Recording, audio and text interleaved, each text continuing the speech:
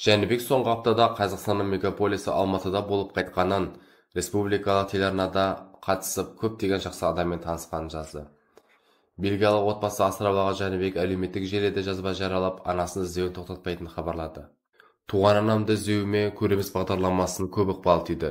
Олармен бірге мен өзімнің туған жеріме тұңғыш рет барып, отанымды көруге мүмкіндік алдым. Осылайша біз Қостанайға барып анамды іздеу үшін ұзақ жолға шықтық, деді Жәнібек. Жәнібек соңғы аптада Қазақстанның мегаполисі Алматыда болып қайтқанын, республикалық телеарнада қатысып, көптеген жақсы адаммен танысқанын жазды. Бағдарлама барысында анасы болуы мүмкін деп болжанып отырған бір азаматшадан сынама алынды. Негізгі 2 ДНК сынамасының нәтижесін күтіп отыр. Мұның алдында Қазақ радиосының Бармысың бауырым бағдарламасының көмегімен тағы бір азаматшадан ДНК сынама алынған.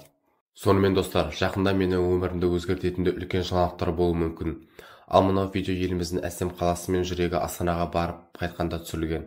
Бұл постты жазуым негізгі себебі жақында менің өмірім жайлы шығарылым эфирге жол тартпақ. Оны барлығы үлкен телеарнадан немесе YouTube арнасынан көруге болады. Егер анамнан ешқандай хабар болмаса, бұнымен тоқтамаймын. Іздеймін. Зерттеулерімді жалғастырамын. Менімен бірге дұғада болған әрбір адамға шын жүректен алғыс айтамын. Бұл іздеу әлі аяқталған жоқ. Мен анамды сіздердің көмегіңізбен табамын.